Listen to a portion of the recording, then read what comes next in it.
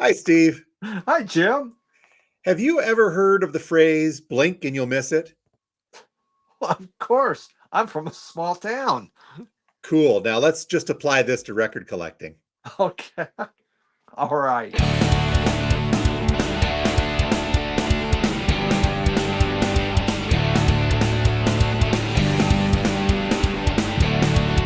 Hello and welcome to America's favorite podcast, Two Guys Talking About Records, the podcast that all America's talking about. And if they're not, well, then they don't know anything. So Forget that Rogan guy. We're where it's at. exactly right. I am Steve. I am a record collector, and and this and my is. and my name's Jim, and I own a record store, but I do collect from time to time. And I've got some record store owner gripes to get to today in a bit. Uh oh. Jim's cranky, guys. Not well. I don't know. Maybe. Before we get started, today's episode is going to revolve around little things you may not have noticed and things that you probably wouldn't notice if you weren't really closely paying attention. Blink and you'll miss it. So, this was kind of brought up by one of our viewers, and I think it's a cool concept to get into. It is. Yeah, it was. It was really nice. It was a neat thought that was thrown out there. So, hey, we listened. So thought, well, let's give this a shot. We also kind of need to you don't normally try to call attention to technical sides of things, but we may look a little different today because we're having some connectivity issues. Yeah, and it seems in Denver, Xfinity is very finicky, Xfinity, and so we're on the phone now, and the phone seems to be working. Thank you, AT&T and Verizon. Well, we'll make do, Steve, because we got to get this weekly talk in. I feel like it shakes without it. Yes.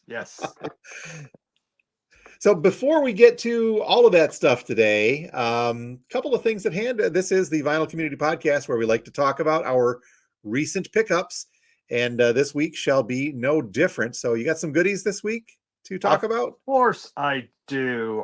Part of what came in, right before the end of the last broadcast, but I'm not doing it all, but some new stuff, brand new album from Tess Parks. And we'll put that here. Again, I'm doing this on a phone, folks, so I'm trying to figure out camera. And this is her brand new album here from Tess Parks, and it's called Pomegranate, which I kind of like pomegranates. They've got a lot of seeds in them, but they're not bad. And this is from Fuzz Club. Look at that. Her music is a little darker. Sounds like she's kind of smoked a few cigarettes in her life. The funny ones? Yeah. A little dreamy, a little shoegazy, but it's very, very good. And so, I'm still listening to this, getting a feel for this album.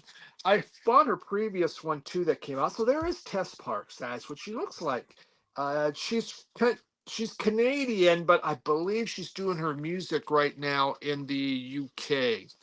And this has beautiful black vinyl. Okay. So, I have a few other albums from Tess Park, and I've always liked her. Mark Langdon did a couple albums with her that were excellent. So, I do enjoy her vocals. So we have that. A newer one. This came out a few months back. It's a group called The Melts. I know everyone's been dancing and thinking it's really, a great thing. This is called Field Theory. Field Theory off of Fuzz Club once again. And it says on here, it's a collection of turbulent, not just electronic music. This is turbulent electronic psych rock, shaped by bulldozing motoric synth lines, densely layered guitars, primal percussion, and the carnivorous vocals of frontman Ian Kenny. Well, it looks very psychedelic. It does. Yeah, and what a great description. That just kind of says it all. What more do you need to know about it? And off some very green vinyl. It's pretty good. I've had some better ones. Again, still digesting it, so I got to listen to it a few more times. From Vinyl Me Please, as I try to get rid of my credit, I did buy this Winston Marsalis Black Codes from the Underground. This is a I think an early 80s album that Marcellus put out. Uh, I had this way back when, it was one of these super inexpensive albums you could buy. And I don't know, it probably still is. And now I just paid a whole bunch for it through Vinyl Me Please. Gotta get rid of the credit. It's a good album. I liked it better than when I originally had it. Miles Davis did not like Winston Marsalis. Winton really wanted to like Miles, tried to, but Miles just thought he was too clinical with his playing and just it wasn't coming down from the heart and from the soul. And so they just Winton never could get in and be buds with Miles. Miles was cranky anyway. So have that. And from Vinyl Me Please, I picked up this is Oliver Nelson with Eric Dolphy. And this is, I think, from 1957. A lot of glare there because, as usual, I have the covers on. Hard bop, hard bop music. There is actually no trumpet in here. It's two saxophones, clarinet, piano, bass, drums. Eric Dolphy is known for kind of far out jazz, Yeah, oh yeah, experimental. yeah, Yeah. we've listened to some of that. It's like, Yep. oh, yeah, yeah. But this is a little more grounded because it's from the 50s before the 60s took off and everything kind of went crazy with Yep. jazz. And the final one, last week you gave me After the Flood. This is Bob Dylan's Before the Flood. So now we're all complete. So this came from Third Man Records. This is the Third Man record release. It really nice albums. This is really hard when we're doing it on the Oh yeah, phone. vertical there. And I see what the vinyl looks like. I haven't had a chance to play this yet. Green vinyl matches the cover. There we Cool. go. And so this has songs that didn't make the actual After the Flood album. And obviously it's a 3-record set, so there's quite a few songs on here and live performances. So it should be That's very interesting. the Dylans Before the Flood. Yeah. Yeah. And Yes. so I don't know if I know you showed the After the Flood on your channel. I don't know if you did it here, but that's kind of a bluesy one. After the Flood, you mentioned it's complete. You're not complete. So if you've got Dylan in the band Before the Flood and you've got that other blues album After the Flood, I need you to send you They Might Be Giants album Flood. Flood, I think so. There we go. Then it's all complete. Straight up. I did After the Flood last week. I showed that. Oh, that's right. So, okay, yeah, That's right. I couldn't find any clips for that, by the way, or the sound samples. Unbelievable. But yeah, so very good. So now at least, now, you're right. I just need Flood, or I can buy something from the producer, Flood. Yeah. There you go. So that's for me, Jim. What about you? Cool. A couple of cool ones this week, and I'm going to switch around here. This one I've had, but I've officially added it to the Michigan collection, and that's because I also put it up on our YouTube channel because the audio didn't exist. This is a gentleman by the name of Michael Calkins, or Mike Calkins, and it's Michael for President. Very topical, I guess, right now. Singing at the Annex. And what this is a live performance of folk a la Dylan from late 1967. I think I found that it was December of 67. And it was recorded at a coffee house at Wayne State University in Detroit.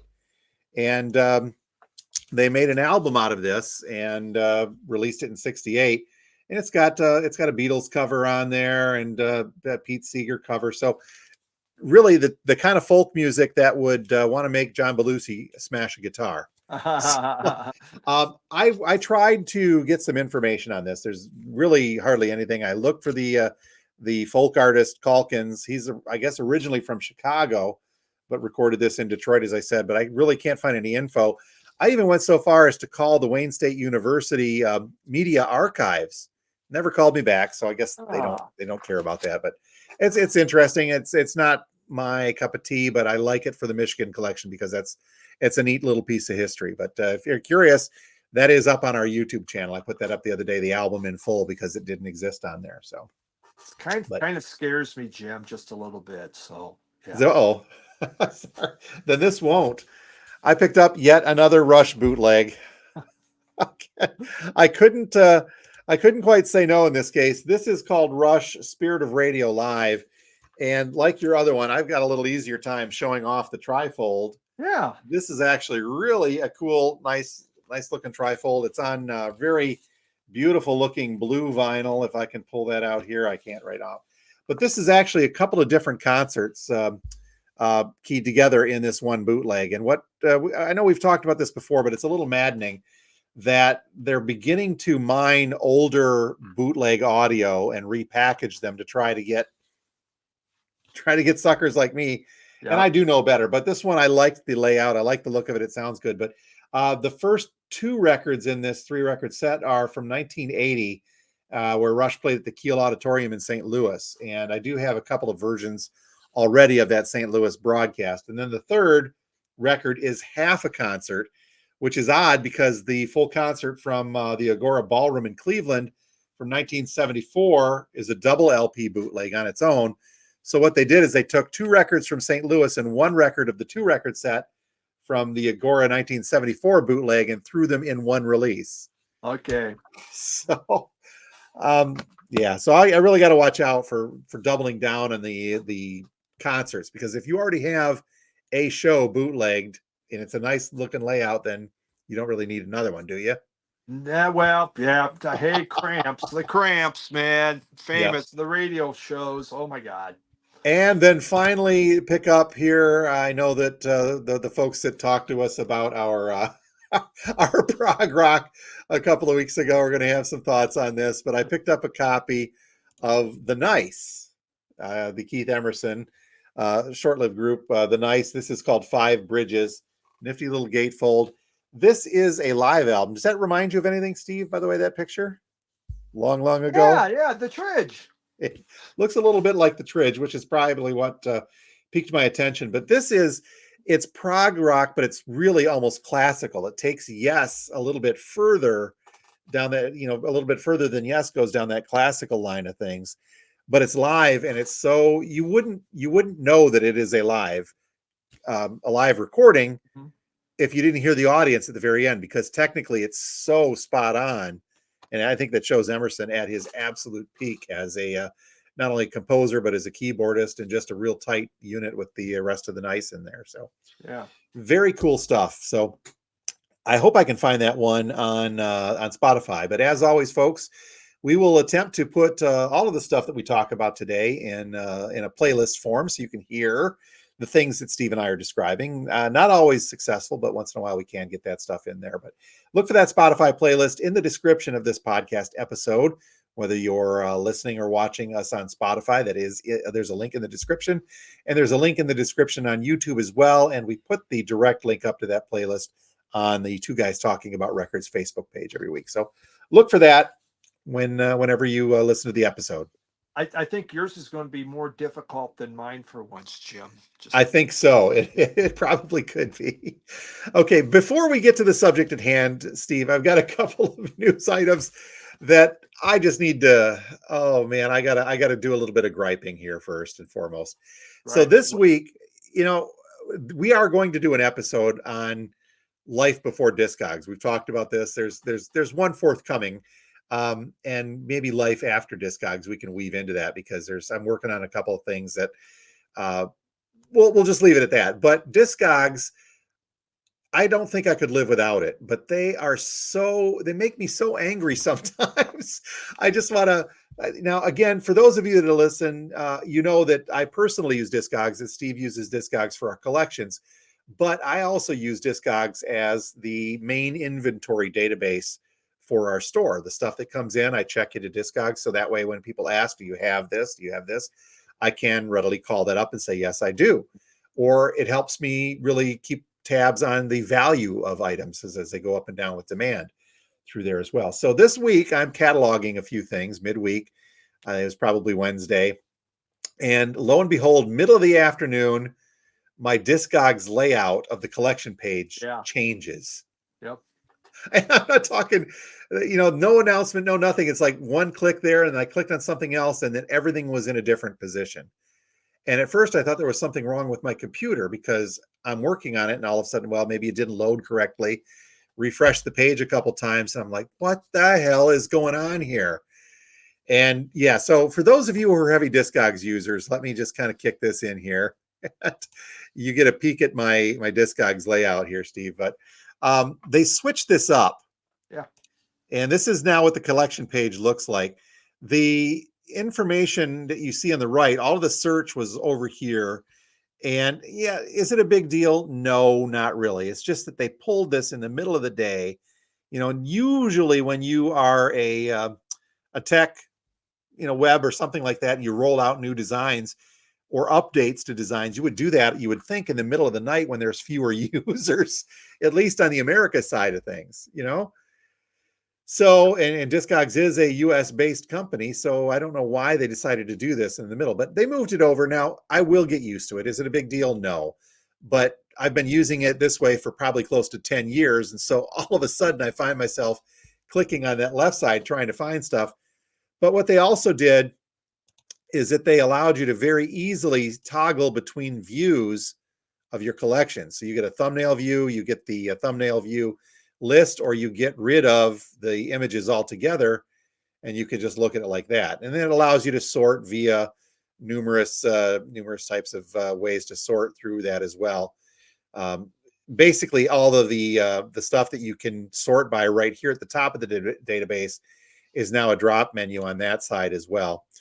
Again, is it a big deal? No, it just kind of caught me by surprise on a day where I was trying to get stuff done.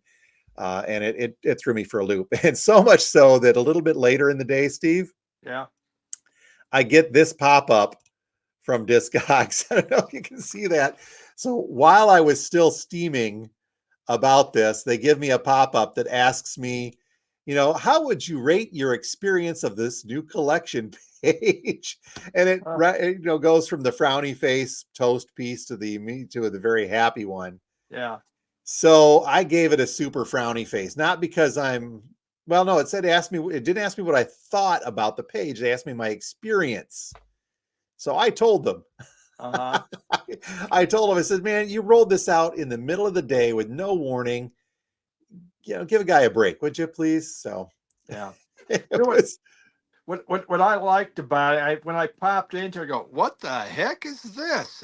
This is different. I did like that they had on the very top the page, where you could, flip into your collection, first page, second page, third page. It always only used to be on the bottom. So Correct. I'd have to scroll way down again to hit it. Now it's on top and bottom. So I appreciated that.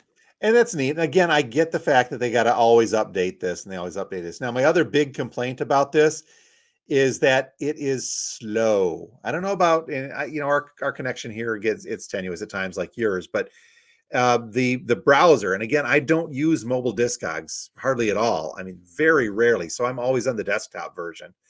And it was slow to respond when typing in. It was slow to respond when searching your collection. So much so that I disabled the images just to try to eke a couple of extra seconds out of it. Mm-hmm. But it's a little cranky, but again, we'll get used to it. So I'll have to get used to it because there's really no other alternative now, is there? No, There isn't. it. So, okay, one other thing, Steve, I don't know how you're going to feel about this. This was brought in by a customer this week. He didn't give it to me or try to sell it to me. He just wanted to show this to me. Anthony Gomes is an indie artist. He's a blues artist. I don't know if you've heard of him before, but he's kind of an up and comer on the blues side of things. And there's a few of his releases in the system for us to order from our distributors, but not a lot. Mostly he's a guy who sells his vinyl at his shows. And he's got independent press, limited run pressings. And he also sells directly off of his website. He's one of those artists that will sell directly off the website. So I'm sure it's like a drop ship coming from the manufacturer. We have talked before about quality control issues at pressing plants, correct? And it's always an issue. The customer brought this in because he had ordered this new Anthony Gomes album, an autographed copy of it from Anthony Gomes' website. And this is what he received.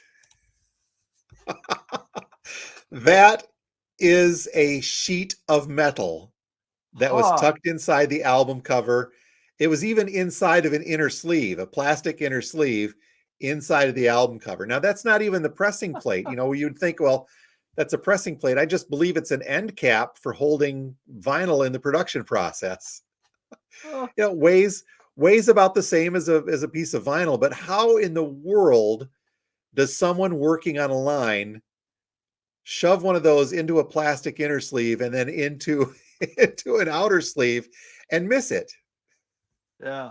Yeah, well, someone was having fun. I know when I was that third man, they had like 4 stations where they had the piles of vinyl that someone's sleeving them, then they put them in the jacket, Yep. all right there. So someone had that and go, well, won't this be funny?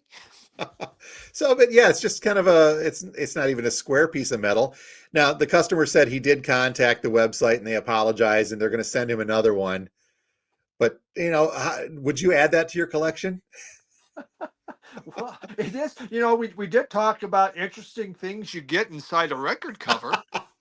But a sheet of, I think it's aluminum, to tell you the truth, in there. It was light enough to be, that would wreak havoc on your needle, I think, unless you're. Yeah, it may, but it's autographed. Too bad they didn't autograph the sheet of aluminum, but oh well. I know, but again, that's just, I think it's partly amusing and partly maddening to realize that something like that could have gotten by quality control. It just, well, oops. Yeah, exactly. But that, I think, Steve, is something big that you would notice. And obviously this customer noticed when he opened up the record and there was a sheet of metal inside, but that's a big thing you would notice. Do you think that there's little stuff that you may not notice that could affect the collectability of a record?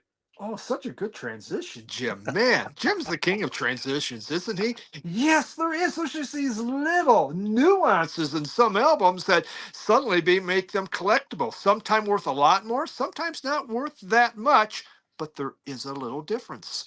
And it becomes fun to try to look for these things. I'd like to think that I'm a detail oriented person, but I'm not really. I'm kind of a mess, a hot mess. I think you would Yeah. say most of the time. But when it comes to certain things, especially the record collection and what I work with here at the store, I tend to be very focused on details because that means a lot to some people who are collecting. It means a lot to me as a collector that I have this particular version of something because it's interesting. And this subject kind of came about because we were talking about a Rush album a while ago that there is a very subtle difference in, and you can only find certain copies of this in certain places. But before we get to that, let's just talk about the bigger ones. There are some examples of differences in albums, and this is primarily cosmetic. We're not necessarily going to look at producers or the Robert Ludwigs today. It's primarily cover type stuff, I think, right? Yep. The biggest and baddest one that everybody should absolutely know about is the Beatles Butcher cover.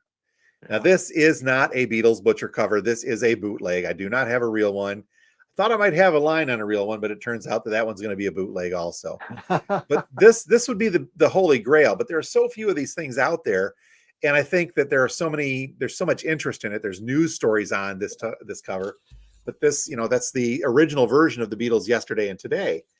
The story goes, if you don't know, is that the Beatles put this cover out because they felt Capitol Records was butchering their art, so to speak, with the adjusting the layouts of the albums in the U.S. So they put this out.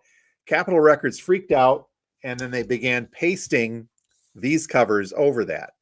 But that is seriously just a one that I think everybody knows about. And just to give a quick update here, the 3 stages of the Butcher covers are the original, which is worth the most if you ever find one of those. This is just a picture I found online, by the way. I don't have these. The second state would be the pasted on covers, which are still worth a lot. This is not a pasted on cover I've got here. This is just a reissue. And then the third state is the original cover with the pasted on peeled off. And that has some intrinsic value to it as well. But all 3 of those get a little bit tricky in there. But that's the type of thing I think that when you talk about differences in album covers, everybody can at least say, oh yeah, that's the Butcher cover. I've heard about that. Yeah. The chances of ever finding one, I think, are pretty much nil. One of the other big ones is the Leonard Skinner cover. Yeah. And you do have an example of that one. I don't currently, by the way. Yeah, I do now. It's not, and let me just grab my pile here. There we go. So my example, I just knocked my table here. It's actually I thought I had the original, but it's from the MoFi Oh, okay. with the flames. So MoFi, they did, Leonard Skinner did allow the flames to come back out. You know, when it originally came, obviously it had the flames. Then there was the crash. And so they pulled all the flames out of it. So, Yep. yep, there you go. And that became, you know, the version that, you know, a lot of people, what, you know, what you were able to get. So that flame one was highly collectible. Pricing, really, it's not like that extreme, that much difference. So here, well, even on this, you could see they have both versions on the MoFi. So on the back we have the black version, and on the front we have the flaming version. So yeah, it's just that the tragic accident, and suddenly you had two different covers, and you know, a lot of collectors, they definitely want the one with the flames. Yep. And for folks that may not know the story on this, this is another one like the Butcher cover. Most record collectors should know the story, but yeah, a good portion of Leonard Skinner died in a fiery plane crash after that album was released, and they thought, well, maybe we shouldn't have them on fire for subsequent ones on there. Good But call. yeah, you kind of get the idea on that, and that those are some of the big ones I think that folks would instantly recognize. Now, the album that got us really talking about this was when I had brought up, I think at one point, Permanent Waves, the Rush album that I don't need to beat this over again. It's one of my favorites, but you folks all know that my affinity for this. And I brought up the fact that on a trip to Canada a couple of years ago, I came across an original Canadian version of this. And the big difference is, and I'll call my up in here, is that on the US version, when I turn this upside down, the newspaper's got a white stripe on it, whereas the original Canadian versions, it says Dewey defeats Truman. So what that newspaper is in reference to is the infamous Chicago Daily Tribune headline where the election in the 50s where Truman did indeed defeat Dewey, Harry Truman did, but the headline ran incorrectly. So you see Harry Truman holding on to that newspaper headline. Very, very happy about that. But the Rush album cover originally, just as part of the Hugh Syme design, you see the newspaper down in the corner here, had that Dewey defeats Truman headline on there. And in 1980, 81, when that was coming out, the Chicago Tribune was like, you know what? That's a copyright. Please don't do that. That's our property. That is not for you to use. So as it turns out, the only albums that came out originally with the Dewey Defeats Truman headline on the Rush album cover were some in Canada, the original first pressings in Okay. Canada. Subsequent ones in the US did not have that on there, and therefore that becomes a little bit more collectible. Now, granted, you're not going to know about this unless you really dig deep in, or you're a Rush fanatic that knows that kind of stuff. But when you hear about it, you're like, oh, yeah. And so you'd go and look at your copy and see what you do have. I sought that Canadian copy out just because, and I really wanted to have that one in my collection. But yeah, the copyright police do kind of come into play on that from time to time. I've got one other example about the copyright issue as well. And I don't know if you have a copy of Pink Floyd's Uma Guma in your collection or not. Yep. And this one is another US copy, got the hosed end of this, while the UK copy got the cool one. And this is, let me zoom in on this here. If you're looking at the cover of Uma Guma, it's got that the neat design where the picture falls back into itself. I forget what that's called, but down on the floor is a small white piece of cardboard. And if you're a US only version, if you've ever only seen that, you're like, well, what is that? That was an album, I think an album or a poster from the film Gigi. Yeah, the album. And an album, it was an album, you're correct. And subsequent copies, the same thing, that was a copyright issue that kind of popped into that. But you can kind of see that in the UK version, those have them. Now, as a collector, I like my Pink Floyd stuff. Should I be looking for one of these? These are a little harder to find in the States, and I'm not very likely to make it over to the UK to go rummaging through a record store looking for an older copy of that with the Gigi on there. It took me a while, but I did find it. I had one, and then, after the flood, I bought one without it, but I says, no, I want the GG cover. So here we go, the record collecting side of us, and I finally had found one. So yeah, I got that. Yep. And I mean, it's a cool one to have just because, but yeah, I've got a good early US pressing, so it's always neat to have that on there. One other, and this is not so much a copyright issue, but it is a copyright issue. Another Pink Floyd album is The Wall. And if you're just looking for, just to get first pressings or an easy way to think, if you're finding a decent used copy of The Wall, one of the things that you should always check for when you open up the inside is that there's a small little section here that points to Roger Waters having credit. It says words and music, Roger Waters, except, and then it lists Roger Waters and Gilmore and others. So what had happened was, and this is right at the time that Floyd was having all of those internal issues, Roger Waters got his fingers into the design of the cover, especially inside the gatefold, and said, well, I did all this. Yeah. So early pressings are going to say Roger Waters versus the subsequent pressings will say words and music by Pink Floyd. So that's one of those little things that you can look for on the US copies, at least of Floyd, to try to get around that infighting that they had and say, okay, this is a true first pressing because Roger was flexing his muscles on that. Yeah. And I've got one more of that exact same type of thing. I don't have this one in my collection, Steve, but this is Michael Jackson's Thriller. This is just a reissue we've got here in the store. If you ever pick up a used copy of Thriller, turn it around and look at the back, and it will say produced by Quincy Jones for Quincy Jones and co-produced by Michael Jackson. It'll be 2 lines on there if you see either of those. That was another one where the first issues of the album came out and it said produced by Quincy Jones only. And then for whatever spat they got into, the subsequent pressings said produced by Quincy Jones and co-produced by Michael Jackson. Now the Floyd, the differences in the Floyd ones, the difference in price, I guess, of the Rush ones, I don't think are too great. The Canadian Rush, the first pressing, is usually about $50 if you can find them in Canada. The Umagumas, those are harder to find. Now, did you say you found an earlier Umaguma with the Gigi poster? Yeah, I did. Was that kind of expensive? It was more expensive. Of course, I probably bought a record show, so you never know. Prices get stupid there. But yeah, there definitely was a difference in price to get Gigi. And the same thing with the Michael Jackson. There's a little bit of a difference.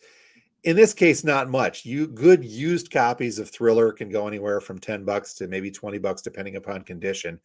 And if there is a difference with that first pressing, it may be only about $5 to $10 if you've got that Quincy Jones only version on there. Yeah, exactly. Nothing terrible. Yeah. But I guess the one I'll show next, because I show it every single broadcast. Yeah, there you go. The Velvet Underground. Now, of course, the full peel is what everybody wants, but the collectability on here, and it's kind of hard to see, but there is a face. You can see a face right here. And that was someone that was, part of the show. I mean, part of the part of Andy Warhol's group. And that was his picture that was put on there. Well, he had a really bad drug problem and he got thrown in jail and he's trying to get money. So he goes, wait, my picture's on there. They haven't paid me for that. So he was suing them. Now, of course, not many people bought this album anyway. So with that came up, what they did is they first put stickers over this. Yep. And then subsequent copies, as they made them, they airbrushed it out. So this is, for a collectible. And this one does cost a lot more than a regular one to get these, because there wasn't a lot of them out there because they wound up pulling them. Yep. Much like that Beatles Butcher cover, they come in what are called states. The first state being no sticker. The face is on upside down in the back. The banana peel is on the front. Yep. And there's so many different ways that you could get that album with the full banana peel, with a sticker on the back, without the airbrushed out. That's one of those tricky ones. But if you ever see that in the wild, you really have to study it and kind of know your business before diving into it. Yeah. And to your point about first and second pressings, Alice Cooper. Okay. Yes. Now this is the famous penis one. Yep. This is a second pressing, though. You can see here it has, talks about the hit, 18. Yep. So the first press didn't have this, but they already were making a second pressing in another plant that had him with his finger down there to look like a penis. Yep. There's a So little thumb sticking out of there. exact. Now, the price on this is not that much different than original. I mean, it's cool to find, maybe a little bit more, but it is not crazy bad. Like the Velvet Underground one, Yep. probably like that Rush one. I anticipate it costs more to get the Dewey Yep. on there. But yeah, so again, you can find these out there, first and second pressings. And so then they, of course, they had these second ones with this I'm 18, but that was all taken off. They airbrushed his thumb sticking out. What Mhm. is it about what is it about rock stars of that era and their fingers, Steve? Yeah, exactly. I have here a Moby Grape album, just the Moby Grape self-titled. And if you look very closely, and I'll solo this in here, on the very front of Moby Grape, you see a middle finger over Yeah, the washboard. They're obviously making a statement of some sorts to the man, but subsequent copies had that airbrushed out as well, and it looked just like there. So again, not a tremendous price difference in the Moby Grape stuff, but enough to make it worthwhile if you see the finger cover of the Moby Grape. yeah, yeah, exactly. Now, I had to do a little research on this, and I don't have a copy of this, so I've got a couple pictures for us to call up instead. And this is from a group called the Five Keys. And I didn't realize this at all. When we were researching this, I found this as well. The Five Keys, a Northern soul group from the early 60s. And this album cover actually is problematic. Yeah, And I think when I sent this to you, I said, look at the hands. And you said, what's wrong with the hands? exactly. And if you have to look very closely, because here is the fixed version of the album cover. And let me go back to the original version of the album cover. And what you see down here is right at the waistline, and I don't think that this was purposeful. Yeah. One of the performer's hands, his fingers are kind of sticking out right near his waistline on the cover that was subsequently banned by the record companies, saying, well, that looks a little bit like something sticking out of the belt area. The proverbial penis. Yep. So maybe that's where Alice Cooper kind of got that idea from, was the Five Keys. Oh, You never know, but those yeah. are subtle little differences. And I looked that one up. It's not a valuable album, regardless, Mhm. with or without. Yes, there's some that could be up there in really nice condition, but these are the types of things that, whether purposeful or just accidental, can have a bearing on the value of an album. And Yeah. it's some things that you may not even notice. Like for years, I would never have noticed, and I didn't really realize the Pink Floyd album, by the way, the Gigi cover on there, until several years after I had gotten that album. It's like, oh man, I guess I just never really paid attention. And Yeah. I knew about the Rush one, but again, there's reasons for that. I knew about that, but you can miss stuff fairly easily. You can. When we were researching this and looking to see examples, I found this one here that I have, the Sons of Champlin, kind of a 60s psych on here. I had no idea that there was any kind of problem here because you really can't see, and we're going to have a hard time showing this. There's some very small writing on here, and right now they wrote on here big effing deal. Okay, so what they wound up doing, it's so tiny. There's a tiny scratch mark on there, and they scratched off the F word. They took all these back to the plant, and someone scratched them off, and then they wound up using stickers eventually to take care of that. And it's on both sides, and you can feel, I could tell it's scratched right there. You can feel the indentation on this album cover. So So they physically had to go through and scratch them off. I wonder if they had the record stores do that too, as well. I had no idea. It what I had heard is they recalled them, they brought them back because of this tiny print. I mean, it is so tiny. I've never even bothered looking to see what it said, but someone saw it, got upset, and so yeah, so this was part of the original batch. So they had to scratch off, and then as they made their other pressings, they threw a little sticker on there. Big deal, and that's what happened. That pricing wise, not a big, kind of difference on there, but just a little kind of fun thing to look. If you see that, look for the little scratch or see if it still says big effing deal on there. Now there's another one that got censored that had nothing to do with fingers or F bombs in this case. And I don't have a copy of the uncensored version of this. This is an odd one to think about. Maybe it's just our day and age where you can get album covers that are pretty much, you think of like Rob Zombie or something like that, which are essentially X-rated album covers. Yeah. But then again, this is also kind of right after the era where on the Lucy show where Lucy and Ricky had to sleep in separate beds. Mm-hmm. That was just the way it was. This is a Mamas and Papas album. They're self-titled. If you can believe your eyes and ears. And on my copy is a censored version. This one that we've got here, where they've just got a block of it looks like a little cover there, but they've got some text, and it's covering a urinal. And the original has not the urinal, I'm sorry, a full toilet sitting there.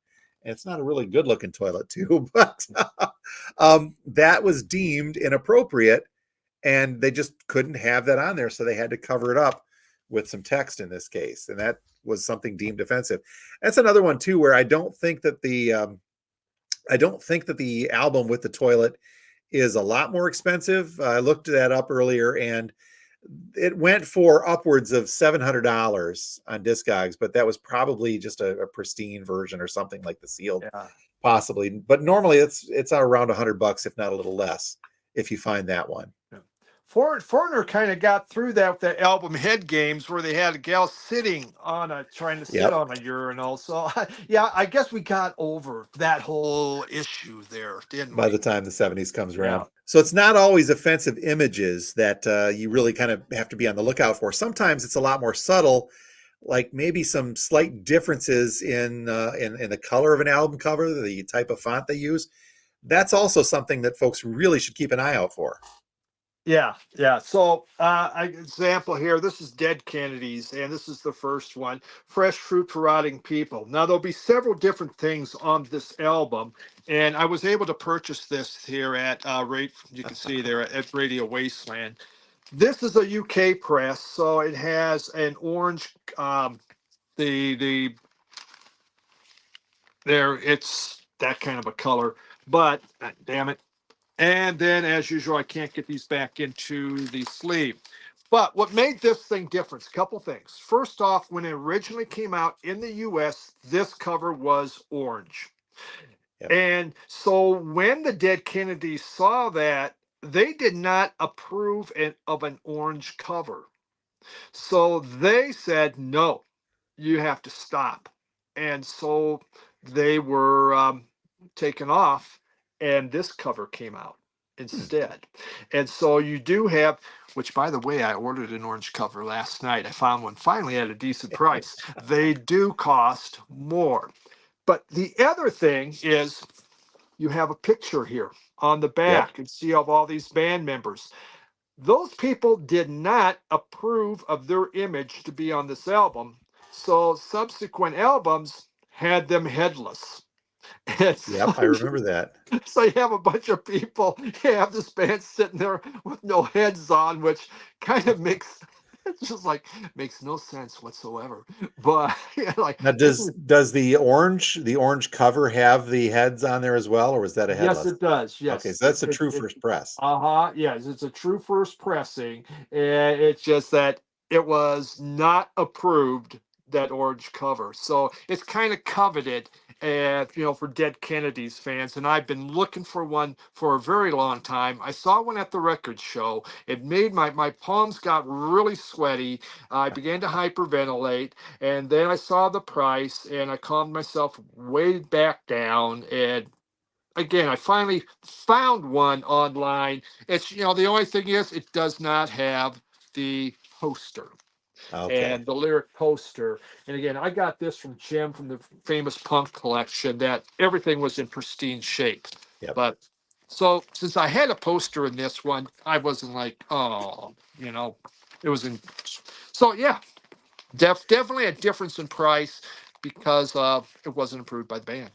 I think it's an interesting take with a lot of punk albums from that era, the early punk stuff, is that there was not a lot of demand, and so they were smaller smaller pressing runs on those. Mm-hmm. So that afforded them the opportunity to change things up. You think of something, I'm looking at a Minor Threat album. I've had that original Minor Threat album before, where there's 3 or 4 different versions where there's nothing on the back. There was infighting in the Yeah. band. They had to do this. You think of a lot of Misfits albums with the same thing, where there's minor changes in the color of their logo and the positioning of stuff on the album cover. And this actually goes way back, and I can call this one up as well, all the way back to Led Zeppelin and Led Zeppelin 1. There's some very minor differences. And what I'd like to point out to folks is if you ever think that you're looking for a specific Led Zeppelin 1, there's some really intricate things you got to watch for, and that is the color of the font and the color of the Atlantic logo, though they can tend to be very, very different here. I've got this one to call up here.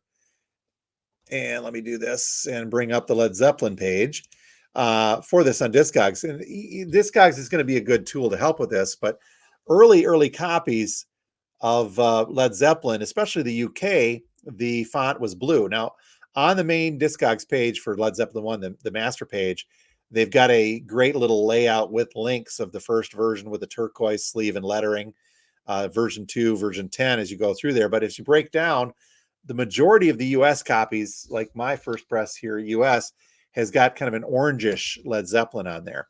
Versus if you go over to the UK versions, you're going to have a lot of differentiation from that turquoise lettering to the orange lettering, different versions on there.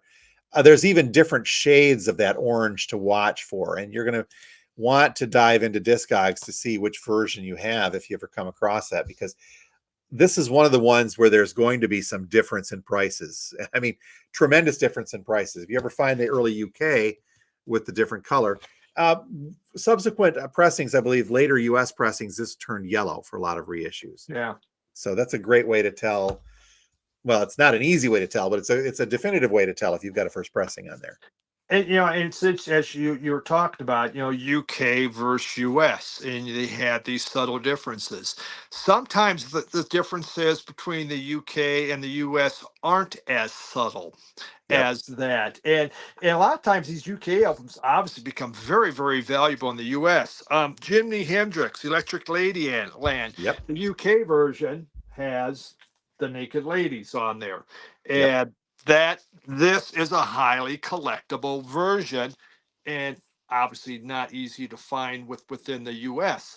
But so a big difference in pricing. A little easier to notice the difference between this album cover and a US version than Yeah, yours. just a little. Just a little bit. It just stands out. One of the other things, and this is not going to be true for everything, and I'm going to bring up a painful after the flood memory for Steve here, is Simon and Garfunkel's Bookends. And this is because Steve had an original mono copy. Now, this is something that you can find, and Bookends on its own, when you find this from Simon and Garfunkel, is a fairly inexpensive record. We're talking $5. Well, at least our store is. You might find an antique store version for $50. But if you ever come across a copy of Simon and Garfunkel's Bookends, there's one thing in particular that you really, really should look for, and that is to turn it around and look in the upper part and see if you have a stereo or mono. The reason these are so cheap is because there were just multiple pressings and reissues of the stereo version, but there was only one, as I recall, only one mono pressing in the US at least. And that had made this thing a triple-digit record, especially, and this does come with a poster as well. I don't have mine here at the moment, but yeah, it does come with a poster, which then adds to that value of this. But that's one of the things, whenever I see a copy of Bookends come through in a collection or a batch that comes into the store, first thing I do is I flip it around and I look for that mono to see if it's there. Yeah, I do have the vinyl. I saved the vinyl, but really that's the case where you need that album cover because that Yep, album cover is the deal with it. And it with is. vinyl. It Yeah. makes it different because it's obviously it's denoted as a mono version versus the stereo. And yeah, that is one that has an absolute big value, a big value difference because the mono is such a limited pressing. Yeah, thanks for reminding me, Jim. I very much Sorry, appreciate Steve. that. I remember finding that and you're like, "Ooh, this is cool." Yeah, And that's that was why one of I the was casualties. really excited about that one. Yeah. Now, there are other things that you can look for when you come across. And again, I think I don't mean to brag, but I've got a little bit of an advantage because I see so many records coming through that if I don't need or want, I can obviously move them off to the store. But these are little tiny errors, if you will, not necessarily on the fault of the artist because they were trying to be provocative by putting naked ladies or a thumb sticking out or something like that, but really kind of production errors. It's not a sheet of metal inside of an Yeah. album, but printing errors, misprints. You can see these labeled on Discogs. As they're found, they are entered into Discogs and they're discovered. They don't tend, for the most part, to be tremendously more valuable, but it depends, I think, on what the error is. Mhm. You can get everything from the wrong label pressed onto something or a misprint. One of the big famous ones that we had a couple of years ago was with the Greta Van Fleet album, where somebody forgot to spell check and they misspelled the title of the album on the back of the cover. It was Anthem of the Peaceful Army, and first pressings of that said Anthem of the Peakful Army. So that's the Okay. type of thing from time to time that you can come across. Now, there's a couple here that I had come across, Steve, that I don't know if they're going to be tremendously valuable. I've been sitting on this one for a while, and at first glance, you're seeing that this is an AC/DC album back in black with an embossment on here, but there is no outline. Now, the story goes that originally AC/DC had wanted to make an all black album cover after they lost Bon Scott for Brian Johnson's first album.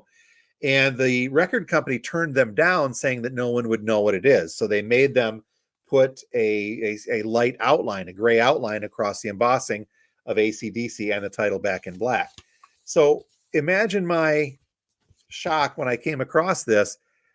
It was an all black, back in black cover that was just embossed. And at first I thought, this has got to be that they were talking about, but that never went to press. I think they resolved that issue beforehand. So after multiple multiple hours of research into this, I'm kind of determined that this was a printing error that came through that did not have the gray embossing, and that's all it was.